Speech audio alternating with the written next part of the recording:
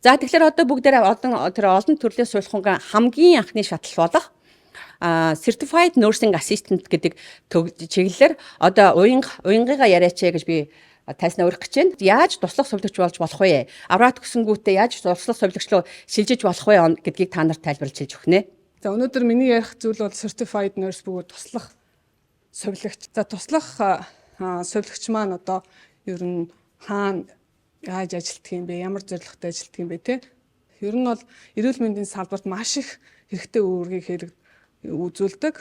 Жишээлбэл одоо өдөр тутмын хийх шаардлагатай өвчтөнд өгөх ёстой эмчилгээнүүдэд бол асрах, хооллох, трансфер болон одоо орноос тийшээ зөөлгөх, vital sign гэж ярьдаг амин үзүүлэлтүүдийг үзэж авах, анхан шатны бүхэл зүйлийг бид нар заадаг. За гол нэг зүйл нь болохоор энэ CNA маань ганцаараа ажилддаг. Заавал одоо registered nurse юм уу LPN монголоор бол лицензийн мэргэжсэн сувлагч бөгөөд нэг бол дадалсан сувлагчийн доор ажиллах ёстой.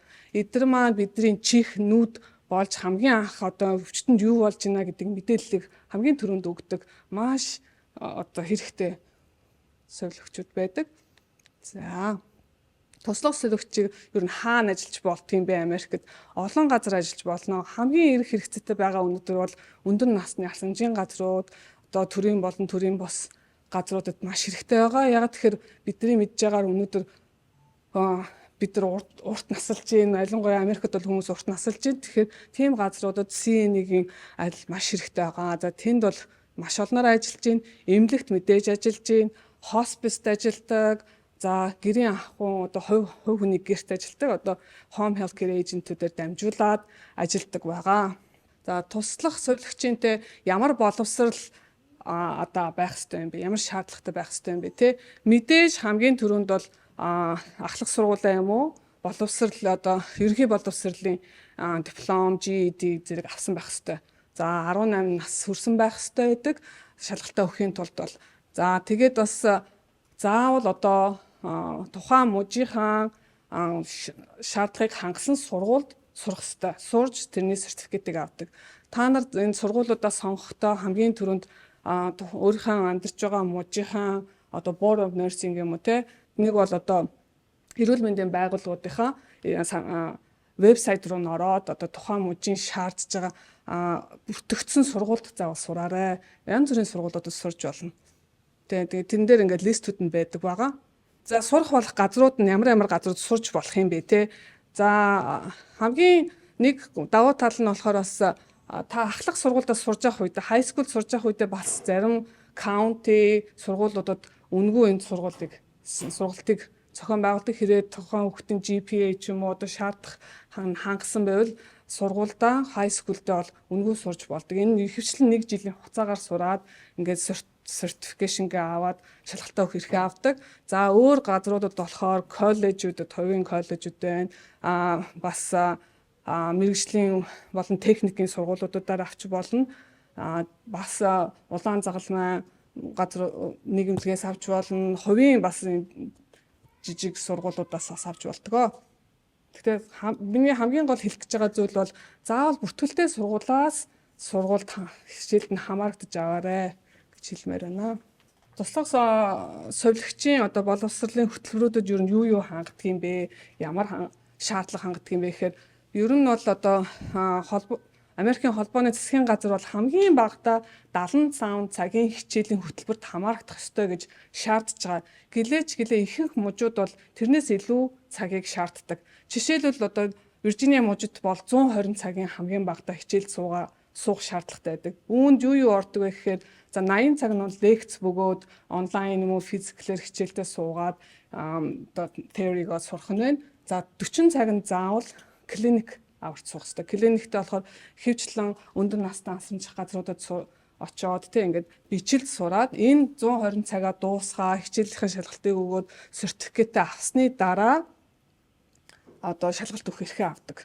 За хэрвээ за ингээд дан 120 цагийн хичээлийг авчаад би ерөөсөө шалгалт өгөх шаардлагагүй гэж бодож байгаа бол home health care agent болоод бас ажиллаж болдог шүү. За нэгдүгээр бас мэдээж англи хэл жоохон мэдэх хэрэгтэй, тодорхой хэмжээгээр мэдэх хэрэгтэй. нэг зүйл нь бас шаарддаг зүйлүүд болохоор ихэнх сургуулиуд болохоор гэмт хэргийн одоо ямар нэгэн одоо гэмт хэрэгтэй хамаарахсан нэг криминал бэкграундыг шалгадаг. Энд болохоор ямар нэгэн drug ч гэх юм уу тийм хүн амтны зодоогүй хулгайцлагийг гэж гэдэг юм уу clean backgroundтай байх хэрэгтэй. Энийг ихэнх сургуулиуд оюутан авахтаа бараг шаарддаг. Заримдаа бол яг ингээд шалгалтаа өгөхөөс өмнө энийг хийдэг тухайн мууч болгон сургуулийн дүрмүүдээсээ болно.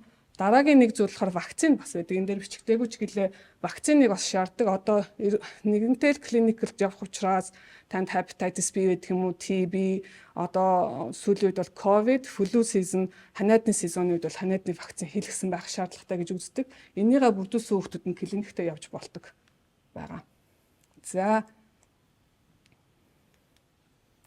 дараагийнх нь болохоор туслах солигчийн гэрчлэгийг юу яаж авдаг юм бэ? Шалгалтыг яаж өгдөг юм бэ?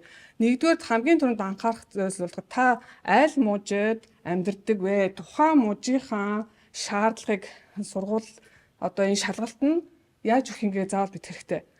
Ягаад тэгэхээр мууж болгон өөрийн гэсэн дүрмтэй шаардж байгаа шаардлагууд нь өөр. За сургуулаа нэгдүгээр төгсөө дууслаа, сертификатээ дуусгачлаа. Шалгалтаа өгөхдөө одоогийн байдлаар энэ NCBN гэдэг байгууллага байгаа. Үндэсний сувилахын зөвлөлөөс болохоор зэрэг 18 мужийг энэ NNAP гэдэг одоо энэ байгууллагаар дамжуулаад шалгалтаа өгч болж байгаа. Тэгэхээр та энэ тухайн байгууллагын вебсайт руу ороод 18 мууж манай амьдарч байгаа мууж маань байна уу гэд вебсайт руу маш дэлгэрэнгүй бичсэн байгаа. Яаж өгөх вэ? Яаж бүртгүүлэх вэ? Хэдэн төгрөг төлөх юм бэ? Энэ шалгалтын дээр ямар асуултууд ирдэг юм бэ? Ямар скил мэдэх ёстой юм бэ гэд бүгдийг дэлгэрэнгүй бичсэн байгаа учраас заавал орж үзээрэй. Хэрвээ танаа амьдарч байгаа мууч байхгүй байгаа бол эрүүл мэндийн яам юм уу тэр мужийнхаа вебсайт руу ороод авж байгаа хичээлүүд чинь бас багш нар бас сайн зааж өгдөг. Яа шалгалтаа өгөхийг. Хэлэх юм нь одоо энэ дээр сувилахын хичээлээр сурахад бол ерөнхийдөө төлбөр ямар байд юм гэдэг асуулт байж магадгүй. Ихэнх сургуулиуд бол хай скул бол өнгөө сурчлаа. Хувийн сургуулиуд нэг $1200-аас $1600 120 цагийнхаа хичээлийг Виржиниа мужид бол авчиж болдгоо шүү. Тэгэхээр энэ мэрэгжил маань дөнгөж сувилагчийн гараагаа эхлэхэд маш хэрэгтэй мэрэгжил. Та ингээ өөрийгөө шийдвэрээ гаргаад би сувилагч болмоор байна уу гэж бодож байгаа бол маш хэрэгтэй одоо өөрийгөө мэдэж авах анхны шатны мэрэгжил байгаа. За тэгээд сонсон та бүхэнд баярлалаа.